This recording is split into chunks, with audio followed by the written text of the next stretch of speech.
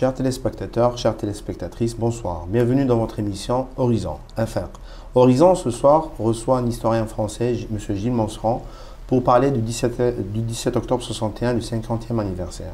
50e anniversaire d'une répression meurtrière, d'une manifestation d'Algériens vivant en France, en pleine guerre de libération, avec une bonne structuration du FLN en France. Des travailleurs immigrés décident de sortir dans les rues de Paris pour porter la révolution en métropole, et cela dans une marche pacifique. Une marche pacifique réprimée dans le sang par les CRS sur ordre du sinistre préfet de Paris, Maurice Papon, et sous couverture de Michel Debré. Tout le gouvernement français de l'époque s'est mis au service d'un crime d'État, bafouant tous les principes et valeurs des droits de l'homme dont aime se vanter la République. En jetant dans les eaux de la Seine des citoyens jusque-là considérés comme français musulmans d'Algérie, le gouvernement colonial a sonné le glas d'une rupture définitive sur une utopie d'égalité et des droits entre Algériens, en fin de compte, et des Français.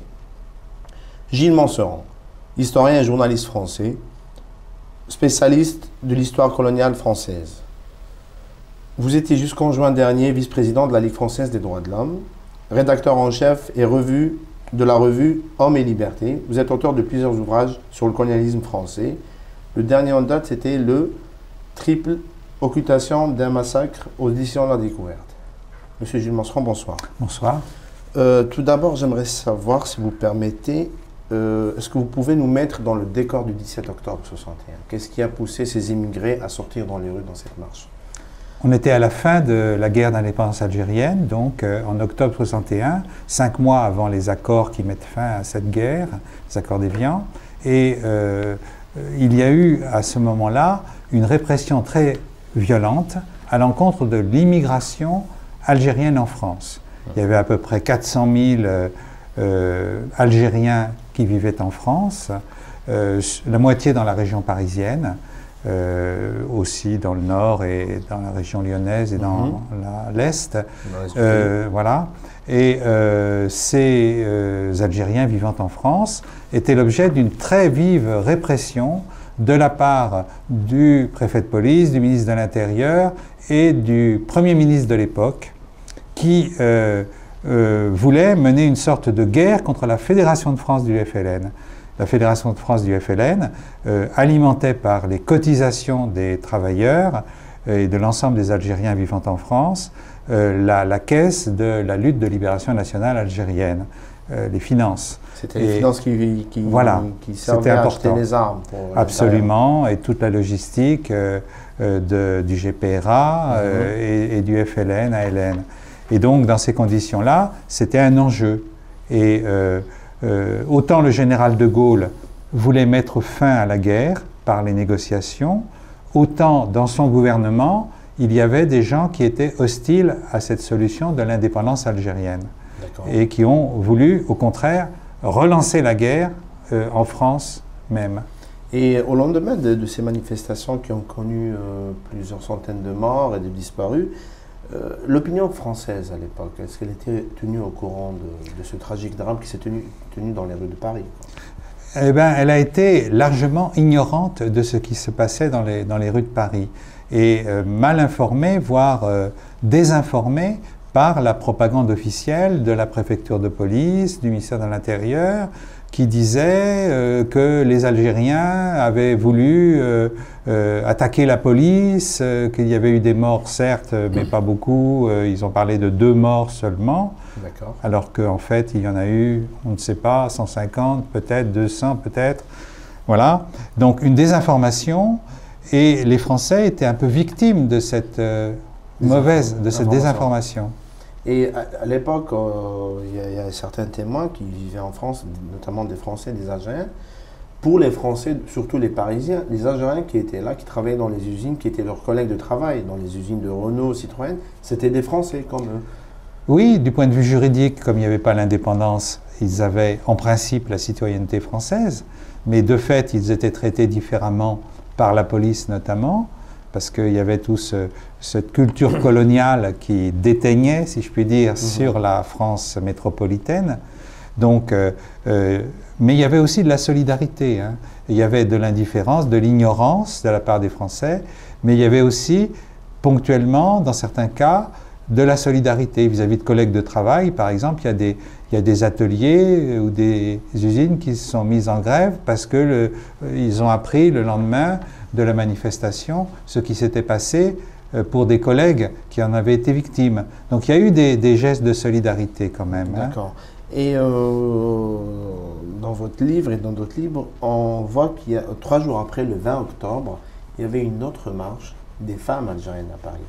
Et cette manifestation de femmes algériennes à Paris, on en parle peu.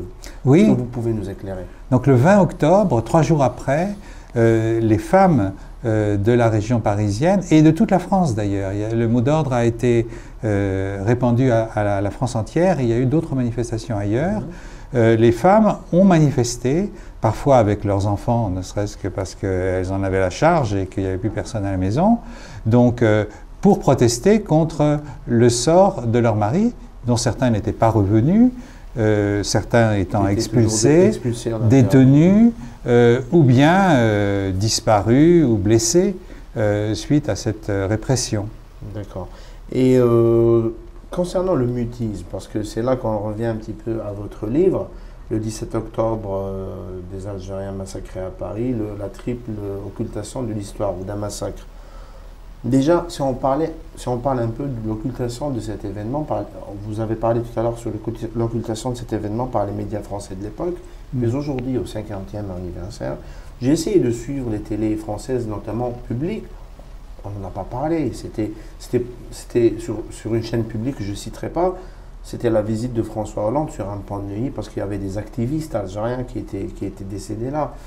Mais c'est déjà ça, je dirais, c'est déjà ça 50 ans après. Parce que pendant 30 ans, c'était 0-0. C'était rien du tout, pas un mot, mais pas un livre. Scolaire. Non, pas un livre, pas un travail universitaire, pas un article dans la presse, pas un film. Les premiers films sont apparus dans les années 90 seulement. Films documentaires, et puis livres, et premières études universitaires, et donc apparition dans les manuels scolaires quand même. C'est une sorte de complexe par rapport à cette histoire qui est proche? Oui, alors il y a différents facteurs qui ont contribué, qui ont convergé. Il y a la volonté d'oubli de la part de ceux qui ont été directement impliqués dans ce massacre. Et certains d'entre eux sont toujours vivants aussi. Oui, certains d'entre eux sont toujours vivants, plus guère d'entre eux, plus tellement, il y en a encore. Mais en tout cas, les responsables de l'époque, et puis il y a ceux qui ont défendu leur mémoire. Enfin, je pense à quelqu'un comme Michel Debré, par exemple, dont après un certain nombre de descendants ont joué eux-mêmes un rôle politique. Donc, il y a ceux qui ont été au centre de cette affaire, Maurice Papon, etc. Et puis, il y a ceux qui ont préféré qu'on n'en parle pas, parce que c'était une page sombre. C'est donc un mauvais épisode de l'histoire, mais est-ce que c'est une raison pour l'oublier, pour ne pas l'aborder? Je ne pense pas. Oui. Moi, personnellement, je ne pense pas. Oui. Et surtout, maintenant, surtout aujourd'hui, où on est 50 ans plus tard, il me semble que la lumière devrait être faite. Il y a vraiment temps de... Voilà. Et la principale responsabilité, c'est celle de l'État français et de ses différents responsables. Et dans votre travail d'historien, pour élaborer ce livre, est-ce que vous avez trouvé des jonctions entre la direction du FLN à l'époque, qui était en Allemagne, ou du JPRA, ou même de la Fédération de Paris, et avec ces manifestations? Selon vous, est-ce que ces manifestations du 17 octobre étaient voulues par la direction du FLN, ou c'était une surprise pour eux? C'était une surprise pour eux. Et c'est une des raisons qui explique le deuxième ou le troisième, comme on voudra, facteur d'occultation, qui renvoie au pouvoir algérien, me semble-t-il. Parce qu'il y a aussi la gauche française dont on pourrait parler. Bien sûr. Donc pour vous, la direction du FLN n'était pas du tout au courant de ces manifestations. C'était vraiment c'est parti de la base. Spontané, quoi. C'est parti de la base, en tout cas, c'est parti d'une volonté de réagir à la répression qui frappait l'émigration suite algérienne. À la décision du couvre-feu. Voilà, le couvre-feu étant un peu le sommet d'une répression. Parce que la répression avait commencé auparavant, dès la fin du mois d'août, au moment où justement des divergences au sein même du gouvernement français, entre le général de Gaulle, entre ceux qui voulaient négocier et ceux qui ne voulaient pas. Et puis c'était au moment où aussi il y a eu le général de Gaulle a lâché sur la question du Sahara, puisque ça avait bloqué un moment entre juillet et août. Sur le sud de l'Algérie. Voilà, la question de l'appartenance au territoire algérien du Sahara, Oui. Ça avait à un moment bloqué les négociations. Et puis le général de Gaulle a dit on cède, le Sahara sera algérien, tous les Algériens considèrent que c'est ainsi. Voilà. Et ça, c'était en 61. C'était en fin août 61. Et les négociations étaient déjà enclenchées. Étaient enclenchées depuis le mois de mai 61. Et au moment où De Gaulle cède sur la question du Sahara, eh bien, le Premier ministre Michel Debré n'est pas du tout d'accord. Il menace même de démissionner à ce moment-là. Voilà, du gouvernement. Et il répond à ce choix, à cette volonté de négocier. Il répond par la répression, exactement.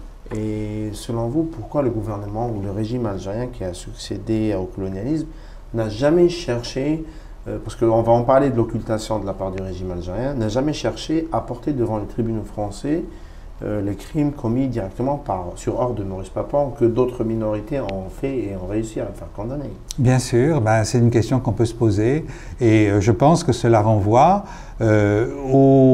peut-être aux accords, c'était peut-être un élément dans... Vous rattachez ça aux accords d'Évian? Oui, ou disons aux relations qui ont été nouées dans différents domaines économiques, de coopération militaire ou autres, ou stratégiques, ou à propos du pétrole, entre le gouvernement algérien et le gouvernement français. Donc, il y avait peut-être la raison d'État qui l'a emporté sur la vérité. Voilà, les deux raisons d'État sur la vérité historique de part et d'autre. Et puis, je pense aussi que il y avait une volonté de la part du gouvernement algérien de ne pas faire de la publicité, de ne pas mettre en valeur le rôle de la Fédération de France du FLN, qui avait joué un rôle moteur dans l'organisation de cette manifestation. On va revenir sur le mutisme du régime algérien, sur la gauche française, parce qu'il y a eu une grande partie de la gauche française qui soutenait le FLN, notamment les communistes, les socialistes, Jean-Paul Sartre et d'autres. Quelle a été leur réaction, les syndicats, la CGT, la CFTC?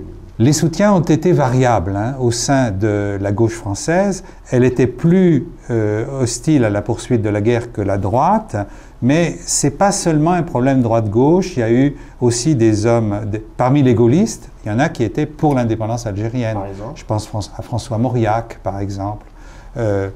Qui était favorable à l'indépendance algérienne, était contre la guerre telle qu'elle était pratiquée, reposant sur la torture, etc. Et il soutenait le général de Gaulle au moment du début de la Ve République. Donc il y a eu des soutiens à la décolonisation chez les gaullistes, mais disons que c'est plutôt la gauche, notamment le Parti communiste, qui était hostile à la colonisation. Mais il était quand même très tiède par rapport au soutien à l'indépendance. Ceux qui ont, parce que c'est un petit peu l'orientation qui avait été prise dès les années 1930 par Maurice Thorez, où il voulait un peu ménager les différentes composantes de la population algérienne, européenne, et les mettre sur un pied d'égalité, à part égale, en disant l'Algérie doit être faite de multiples communautés.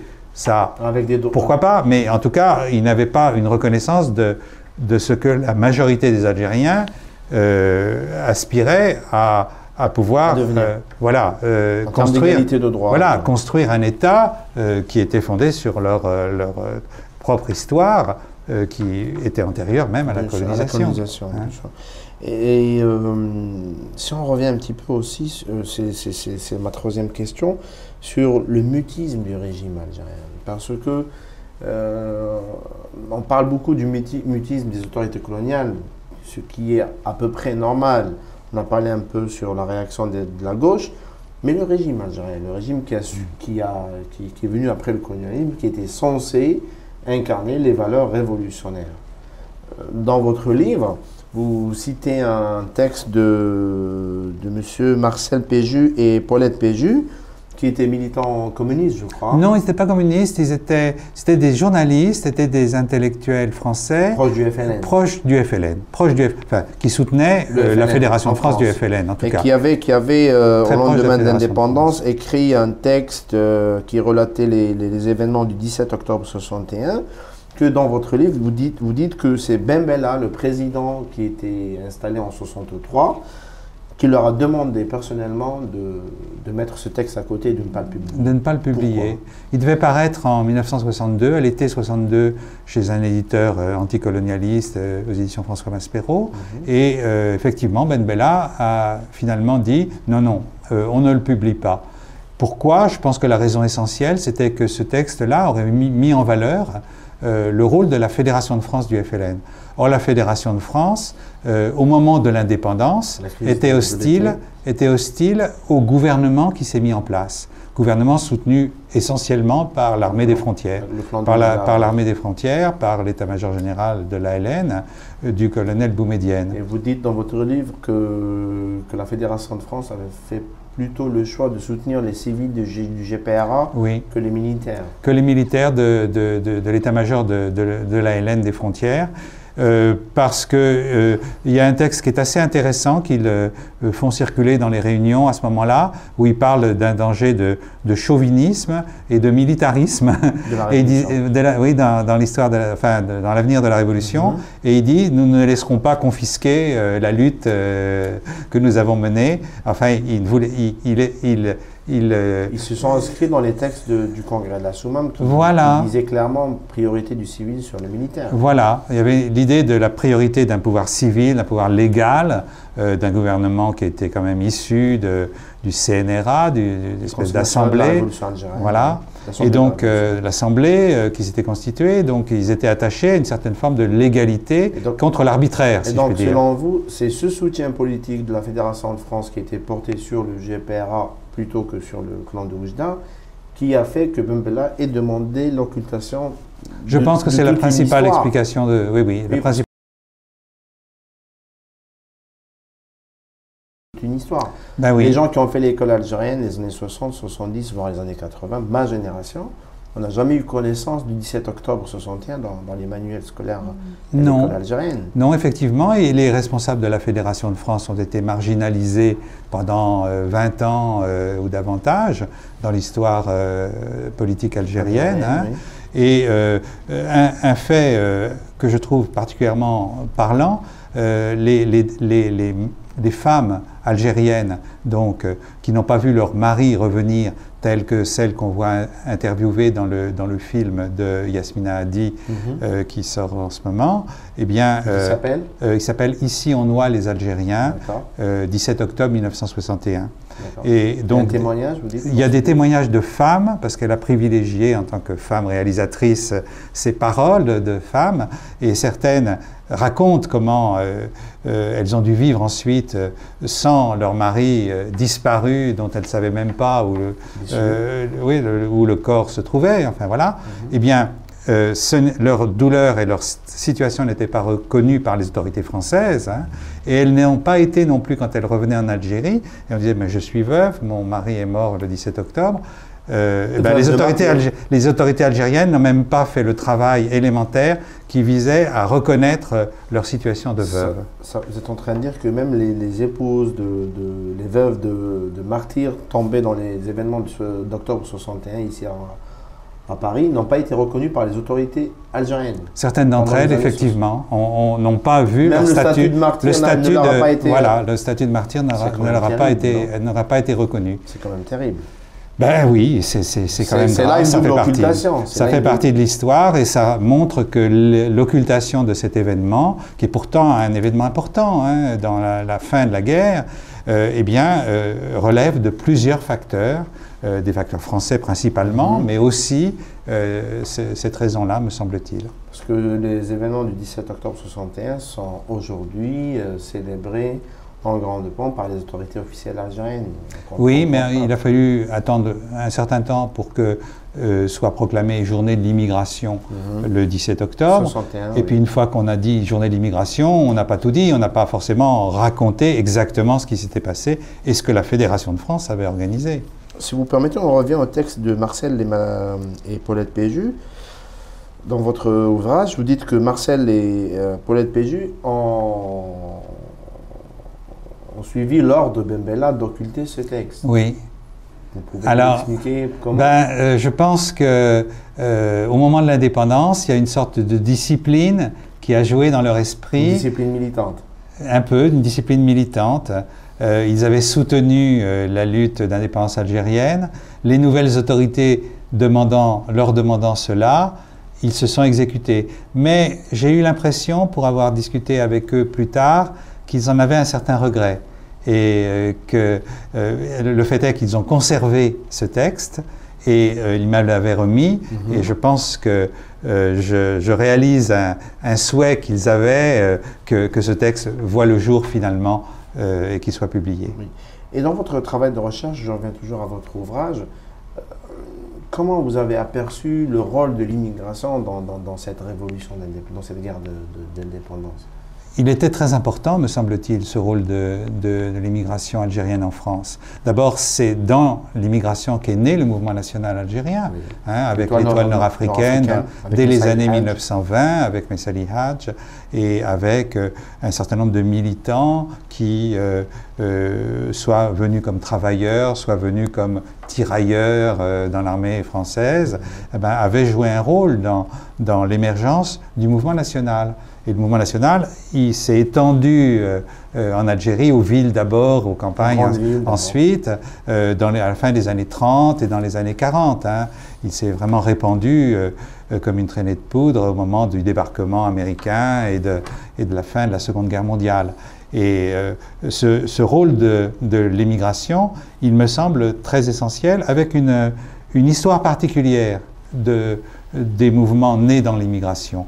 Parce qu'il y avait une certaine tradition de lutte politique, ouvrière, syndicale, qui se mélangeait, et la solution militaire n'était souvent pas la seule envisagée, ne serait-ce que le 17 octobre. Oui.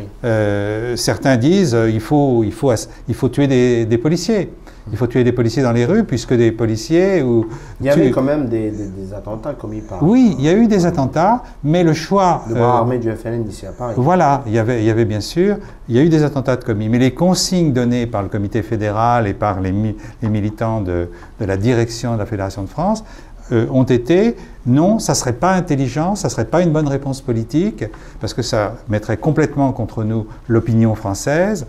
Il faut au contraire qu'on réclame notre droit à la dignité, à l'égalité, en sortant dans les rues de Paris, au-delà de l'heure du couvre-feu. Et depuis l'instauration ou la structuration du FLN en France, par la Fédération de France, entre 1954 et 1962, pour vous, cette direction du FLN a-t-elle plutôt privilégié le travail militaire, l'action militaire ou l'action politique et la collecte d'argent?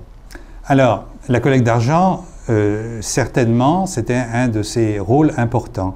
Pour ce qui est de l'action politique et de l'action militaire, ils ont eu des débats. Et Mohamed Harbi, par exemple, témoigne en 1958, où il avait des responsabilités à la tête de la Fédération de France. Voilà, il témoigne de ces débats. Et notamment, un ordre est venu du FLN, de la direction centrale du FLN, d'organiser des attentats en France. Et il y a eu quelques attentats. Ça a été fait à Mourpiane, dans les Bouches-du-Rhône. Il y a un lieu de stockage de pétrole qui a été brûlé et incendié. Et justement, les cadres de la Fédération de France, un certain nombre d'entre eux ont dit non, c'est pas une bonne réponse politique, c'est pas intelligent. Et ça a été arrêté. Ils ont pris une position contre la direction centrale du FLN à l'époque. Et la décision qu'ils ont prise ici en France, est-ce qu'elle était motivée par une réaction de la population française? Est-ce que les Français de métropole ont réagi violemment par rapport aux Algériens qui étaient leurs collègues, qui étaient leurs voisins, qui étaient leurs collègues d'usine?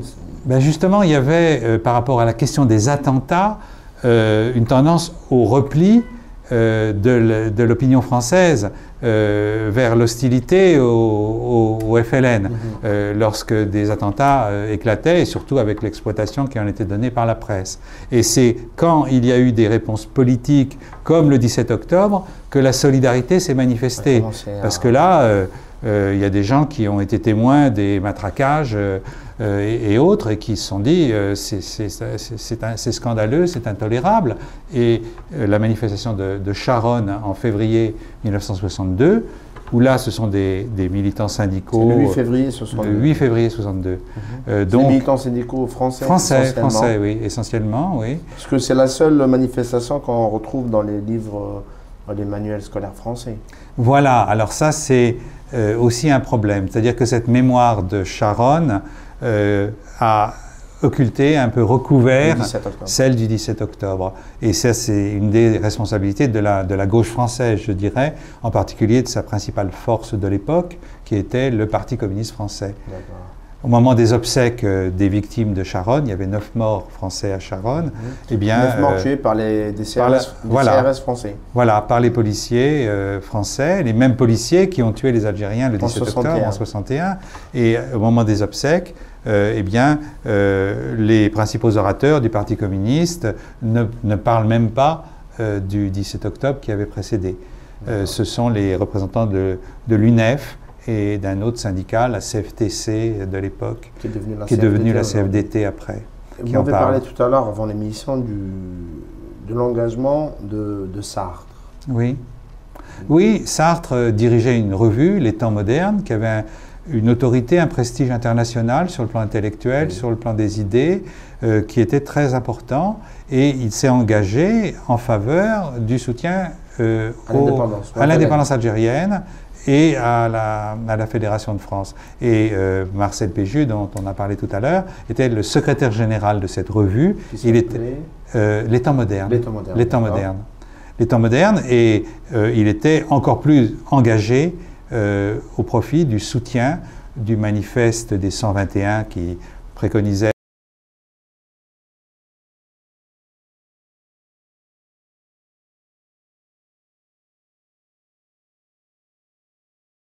faire de fonds à l'aide à la logistique. Absolument. Il était le seul intellectuel qui était engagé comme ça? Non, il y en avait d'autres. Et la revue Les Temps modernes publie un appel au lendemain du 17 octobre. Il est largement oublié, le 18 octobre, il publie un appel qui proteste contre la répression intolérable qui s'est déroulée et appelle à la solidarité avec les Algériens. Et de nombreux intellectuels le signent à titre personnel, ce qui montre que dans la société française, il y a eu des réactions de solidarité, même si les grandes forces politiques et les institutions n'ont pas...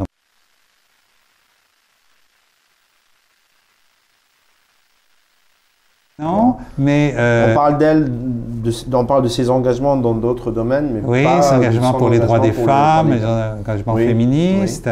Et elle a hébergé des militants du FLN chez elle lorsqu'ils étaient inquiétés par la police et menacés d'arrestation. Et ça, c'est une partie de l'occultation. Ah oui, effectivement. C'est quelque chose qui n'est pas dit, qui est un peu oublié. Et ça montre quand même les gestes de solidarité importants qui ont été accomplis à l'époque. Il y a le dirigeant principal de la Fédération de France à l'époque, M. Ali Haroun, qui était membre du Haut Comité d'État en 1992 en Algérie, qui avait un rôle politique dans la décennie noire. Déjà, il vient de remettre les archives de la Fédération de France à l'Archive nationale algérienne. 50 ans après, d'après vous. Pourquoi attendre 50 ans? Ben écoutez, il n'avait peut-être pas très confiance. Il n'avait peut-être pas très confiance. Il faut dire que il y a beaucoup de problèmes concernant les archives. Parce que pour écrire cette histoire, il faut que les archives soient accessibles aux historiens, qu'elles soient accessibles en France et qu'elles soient accessibles en Algérie. Voilà. Alors en France, il y a de nombreux problèmes de ce point de vue-là. Et les historiens... Les archives de la guerre d'Algérie ici en France ne sont toujours pas accessibles. Ben, certains fonds ne le sont pas. Pourquoi? Parce qu'on a voulu cacher des choses sur les répressions qui ont eu lieu. Les archives de la préfecture de police ont été expurgées, triées, probablement par le préfet de police ou sous ses ordres, par Maurice Papon à cette époque-là. Il y a des choses qui manquent, visiblement. Vous, en tant qu'historien, vous avez une difficulté d'accéder à ces archives? Alors maintenant...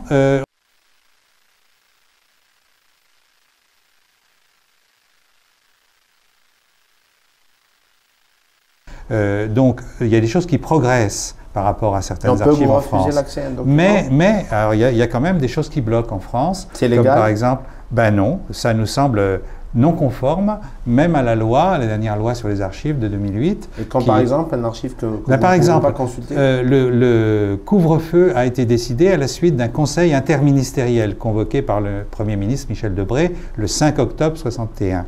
Et les archives, les comptes rendus de ce conseil interministériel eh bien, on n'y a pas encore accès. Donc, on demande y avoir accès, ainsi que les notes des conseils des ministres pour savoir exactement comment De Gaulle a réagi, et on espère bien l'obtenir avec le soutien des associations, des journaux qui soutiennent cette demande de vérité. Et vous pouvez nous mettre dans la lumière de la décision qu'a prise M. Michel Debré à l'époque, le 5 octobre, de mettre, d'exiger que les musulmans français de l'époque qui étaient algériens, même marocains et tunisiens, n'avaient pas le droit de sortir dans la rue à partir d'une certaine heure. C'était d'imposer le couvre-feu. Ben oui, c'était motivé par quoi, en fait? Ben, c'était pour rendre impossible ou beaucoup plus difficile la collecte, justement, qui joue un rôle d'argent, qui joue un rôle si important dans la guerre d'indépendance, pour compliquer les choses au niveau des réunions et au niveau aussi des réunions nocturnes. Des réunions nocturnes, oui, bien sûr, dans les cafés le soir à la fin du travail.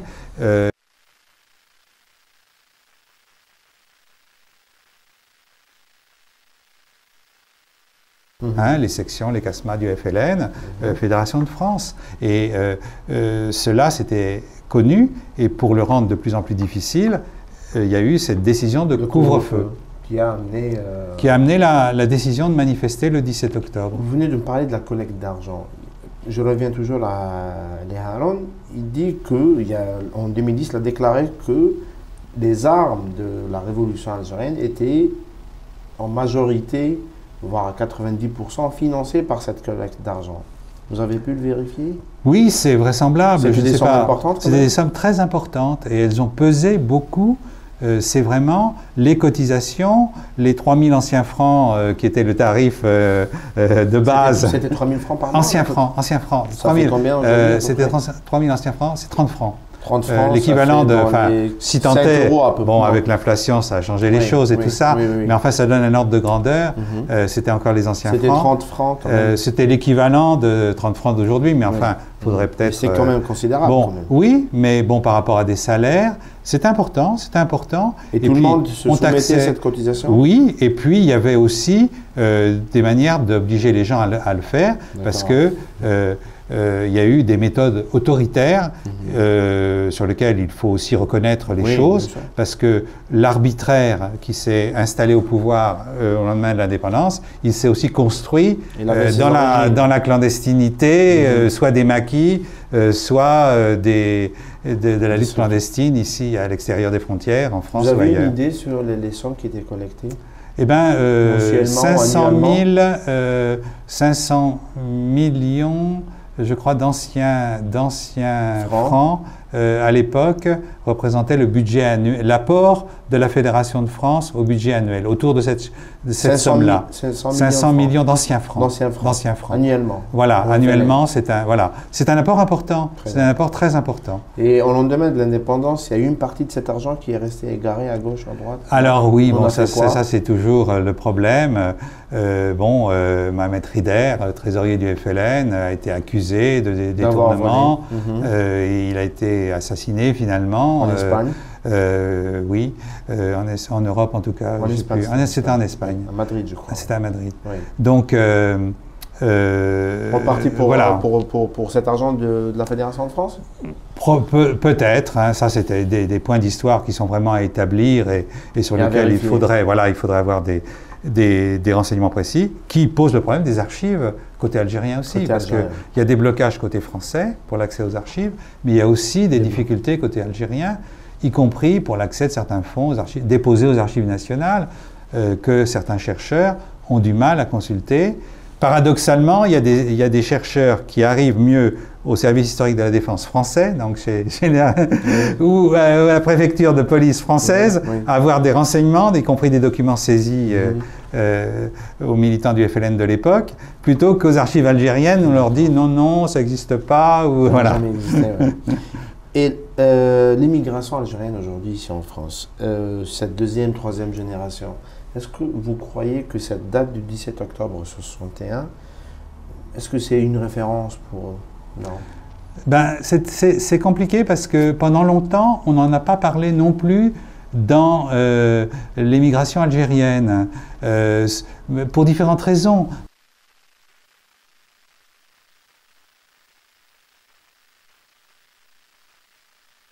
et qui, pour continuer à vivre, cherchent personnellement à oublier. Hein. C'était quand même un traumatisme. Bien sûr, bien sûr. Il y a des gens qui sont venus très handicapés, etc. Et ils ont eu besoin d'oublier, de dépasser, de refermer ça. C'est-à-dire que même au sein des familles immigrées, on n'en parlait pas au lendemain de l'indépendance. Souvent, certaines familles, on n'en a pas parlé. Je prends un exemple. Une victime, il y avait une jeune victime, une jeune fille qui était lycéenne en France, Fatima Bédard, qui n'est pas revenue de la manifestation. Elle devait avoir 16 ans à l'époque. Elle n'est jamais rentrée chez elle. Elle n'est jamais rentrée chez elle et on a retrouvé son corps, je crois, au canal Saint-Martin.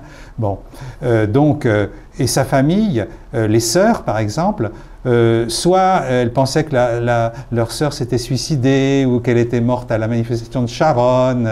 Elles ne savaient pas trop et il a fallu des années pour qu'elles apprennent la vérité, qu'il y avait eu un 17 octobre, ceci, cela, et que leur sœur n'en était pas revenue. Pensez que dans quelques années, on pourra, dans 10 ans, 15 ans, on pourra reprendre ces moments d'histoire avec moins de complexe qu'aujourd'hui, 50 ans plus tard? Certainement, certainement, parce que des nouvelles générations demandent à comprendre et posent des questions. Et puis, il y a parmi les historiens aussi des historiens plus jeunes qui regardent les choses, qui reprennent, voilà, qui regardent l'histoire autrement et qui veulent rouvrir vraiment les dossiers et puis rétablir les faits. Donc c'est inévitable, à mon avis, la vérité se fera, inévitablement. Et les relations franco-algériennes, est-ce qu'ils pourront, à votre avis, être construits sur une vérité, sur l'histoire commune et un apaisement dans le futur? Oui, à mon avis, c'est inévitable. Quand, pour la marche qu'il y a eu à Paris pour les 50 ans de cette semaine, lundi dernier, voilà, il y a eu quand même beaucoup de monde et il y avait une demande de vérité. Il y avait à la fois des drapeaux algériens et des drapeaux français qui étaient arborés, qui étaient installés à la tribune. Et voilà, pour qu'on puisse enfin tourner la page, parce qu'il faudrait qu'il y ait un jour une normalisation des relations entre les deux pays. Et pour cela, il faudrait que l'opinion des deux pays ait un peu la même vision de cette période coloniale pour qu'on passe à une autre étape et qu'on regarde l'avenir. Et en tant qu'historien, vous êtes sollicité en Algérie pour parler de oui. Et vous disiez ce que vous pensez, quoi. C'est une occultation côté français, côté algérien. Oui, enfin, moi j'ai toujours à peu près le même langage, que ce soit en Algérie ou en France. Et des collègues historiens algériens invitent des historiens français à participer à des rencontres et à la réflexion sur cette histoire commune, des séminaires, des colloques, etc. Votre livre, il est disponible en Algérie? Il vient de sortir en France, donc j'espère qu'il va être disponible en Algérie. Alors, je rappelle le titre, c'est Marcel... vous reprenez le texte de Marcel Epaulette Péju. Alors le titre c'est le 17 octobre des Algériens, c'est la triple occultation d'un massacre par Gilles Monseron. Ça sera mis à l'écran et disponible en France et en Algérie notamment. Monsieur Gilles Monseron, je vous remercie. Merci pour ce témoignage et d'avoir répondu favorablement à notre invitation. Chers téléspectateurs et téléspectatrices de Horizon, j'espère qu'on a pu vous mettre dans une lumière à peu près exact sur les événements du 17 octobre 61. Je rappelle que c'est le 50e anniversaire. Je vous remercie et à la prochaine fois. Au revoir. Merci, monsieur.